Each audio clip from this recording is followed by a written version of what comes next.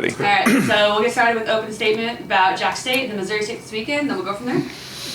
Yeah, glad to get 2 wins this weekend. It's a bit of a struggle for us right now, dealing with, all the injuries and stuff that we're dealing with, and we're not playing great volleyball, but we're finding a way to win. And my wife had to remind me we're 11-4 Sunday because we're not a very pretty team on film right now.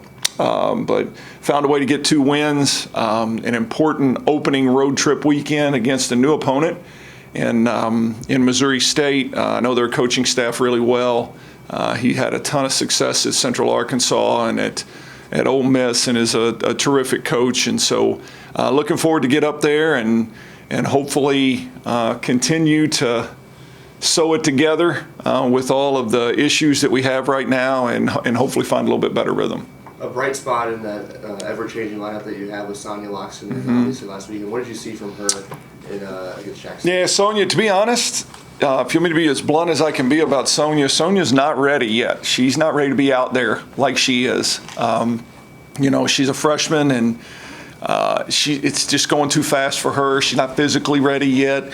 But the one thing that Sonia is like, she's not scared of the moment. Like, if you watch her play, she plays with a determination and a confidence about herself that allows her to just do the things that we need her to do. And again, Friday night she rolls her ankle, but her response was terrific. Friday night she rolls her ankle. I'm reaching out to her, when she gets back to her room, and she's like, "Yeah, it hurts, but I can't wait for tomorrow. Like, I need to play better. Our team she's just got a great mindset about her." And so her game's not quite there yet. Her physicality's not quite there yet, but her mindset's terrific, and it's really, really valuable experience for her. Because of those injuries and just every game seeming like it's looking different for you guys, how is that just helping the team prepare mentally for any situation? Well, I hope that's exactly what it's doing. We'll find out. Only time will tell, because it's going to do one of two things. It's going to either give us confidence that we can find our way through any scenario. That's what you hope to be the case. It's going to develop that young depth as the season goes on, which will allow us to be better as the year goes on, which you hope is going to be the case. The scary side of it is we just, when we get healthy and complete, how long is it going to take us to get where we really wanted to get with such a young team? Because it's the lack of practicing together, more so than anything else, that causes issues for us right now. It's knowing where to work people in practice. Kendall Meller was a starting left when we were healthier, but when Kyra went down, then Kendall's had to play right side. So, Kyra hopefully will be back on the court within a week or two. And so, what do you do with Kendall in practice? Do you spend time with her on the left side where you think she'll be long term, or with her on the right side where you need her in the short term? And those are the difficult decisions to make right now in terms of trying to find continuity. It almost feels like it's kind of everything that Etch-a-Sketch right now. Every time you sort of have a picture, someone shakes it, whether it's an injury or something. It does. Start all over. Yeah, it does. I made the mistake of saying I don't think I've ever had a season where we've had 4 rolled ankles in a year, and now we've had 5 after this week, and what is it, 5 weeks? And then Izzy Vanderweely continues to struggle with her ankle, and all of those kinds of things. So you just don't know what it's going to look like day to day. And like you said, I have a notebook full of lineups, and we're literally just kind of stitching it together and throwing it out there, and it shows. It shows when you watch us play. We don't have great continuity right now. Offensively this weekend we were very poor because we're just so disjointed. Everything's out of sync, and we're having to just defend our way through. That was the positive from this weekend, is we defended at a super high level. Jacksonville State hit below 100.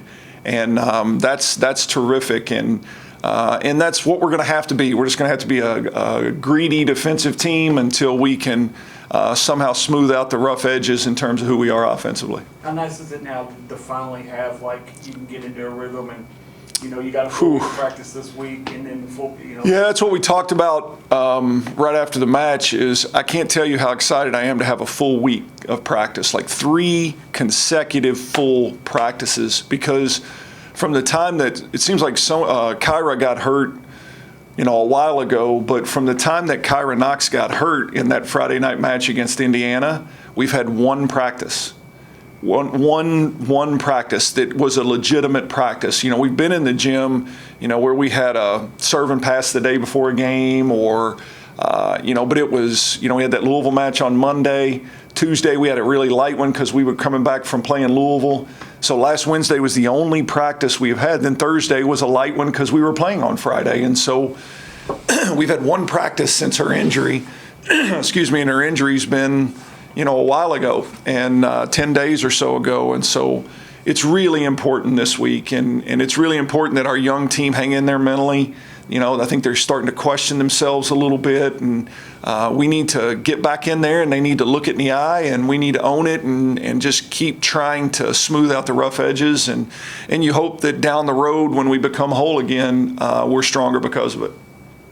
With the changing of hitters so much, I imagine that's got to be difficult for your senior setter, Callie Bauer. How's she handled just the different players moving around with that lineup? Yeah, it's been difficult for her in so many ways, because we're asking her, because of our lack of attackers, we've had to kind of run a 6-2 system, which even takes Callie off the floor for 3 rotations. And so that's a very unusual thing for her. And, it's put a ton more pressure on Kate Rush. Kate Rush is one of the only 2 players that we have out there that's a 6-rotation kid right now. And, in our lineup in August, when we finally put it together, Kate Rush wasn't part of it. She wasn't even part of our lineup. And now here we are 5 weeks later, and she's one of only 2 players on our court that are out there for the entire time. She and Taylor Barron, who's libroing now. And so, it's just, those are things that I have to remind myself of sometimes too, because I'm very uncomfortable with our lack of continuity. And hopefully we can just keep outrunning it until we get whole again. And but it's, again, we're in a different position than most people are. Most mid-major programs are just trying to figure out who they are and keep building towards tournament time when it's going to matter the most. But we continue to fight to stay in a position to have an RPI that can get us in, and those are all challenges. Those are things that we feel like we've done. We're at 11-4. We have some tremendous wins over Dayton and Indiana. Like, we're in really, really good shape. But just the basic stuff day to day has been really difficult, and we are certainly not. By week 5, our teams are usually in a pretty doggone good rhythm. And right now, I would say if you watched us play this weekend, we were anything but rhythm. And so it's changed what we ask of Callie right now. People are having to play positions they're not used to playing. Like, there's just so many things that we're doing. When Sonia went down, we were literally out of players offensively. And so a lot to deal with, a lot to face, but again, as my wife reminded me, we're 11-4 and undefeated in conference, and so we're hanging in there so far. You've already played some tougher road environments, but still, it's going to be interesting to see how this young team responds to the first conference. Yeah, it's going to be Missouri State's first ever Conference USA match. I'm sure they'll have a great environment, and like I said, I know they're well coached. And but to tell you the truth, this week in practice, it's almost like the mode that I'm in the first couple weeks of the season. First couple weeks of the season, you hear me say, I'm not really that worried about who we're playing.